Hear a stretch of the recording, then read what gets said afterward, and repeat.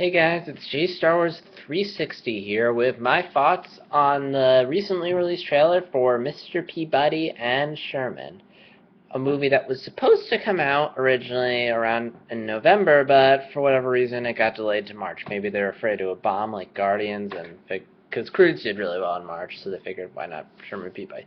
But regardless, we got the first trailer for it. Interestingly enough, we get it even though it's coming out.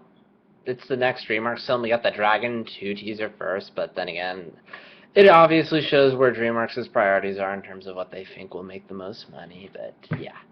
So anyway, we got the first trailer for it, and here's what I have to say on it. I feel like this movie would be enjoyable if it wasn't for the fact that it was about Mr. Peabody and Sherman. Well, what do I mean by that? Well,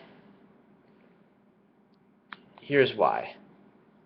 You know, a time travel movie seems cool. I mean, you get to go to a variety of locations, and the locations themselves in this trailer are just, they're all bright, colorful, they look really nice, and it seems like it's going to be enjoyable seeing these locations. The problem here is that, again, there's two main problems. Number one is the fact that Mr. Peabody and Sherman was a short. It was like a few minutes, and that was it. It was not a full-length feature film. Rocky and Bullwinkle is more suited for full-length feature film, yet for some reason they want to make Peabody and Sherman into a film. And the problem with that is that the story they've come up with is rather generic. There's time travel, and we have to jump around time to save the world. I mean, it could be fun, but it just seems rather large scale in comparison to like what typically happens on Peabody and Sherman. But again, I understand movie, you need to expand, you need to make it a big plot, but okay, that's not my problem. Here's the problem. This doesn't feel like Peabody and Sherman. And I'm not just talking about the voices, although the voices, I mean, again, it's okay, but that shouldn't worry. But the problem is not the fact that the characters don't sound like the way they originally did, which part of the charm of that, but the fact that these don't feel like the characters.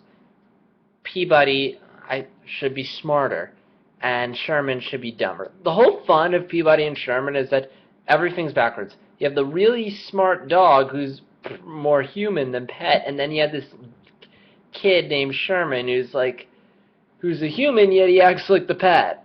And it's funny, I don't get the pet instance. Sherman seems way too human. Like, seriously, Sherman's supposed to be dumb and like, okay, what next? Like, Sherman should literally be he just does whatever Peabody tells him to do. You know, like a dog would. But here, no, he's too fleshed out. And here's my next problem. They're adding a girl to the mix. A girl. The Peabody and Sherman duo has a fucking girl. No, I'm not being feminist, don't get me wrong. I mean, maybe they thought it would be interesting. Maybe they thought they're trying to get the female demographic. But the two characters are iconic.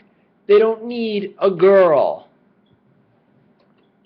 I mean, what? Is she going to be like the love it? Was she like the catalyst for the problem? I mean, you could have come up with another reason to cause a conflict other than a girl. Also, is she supposed to be the love interest for Peabody? Because I mean, he's what, like 10, 12, I don't know. Should he be really getting a girl at that age?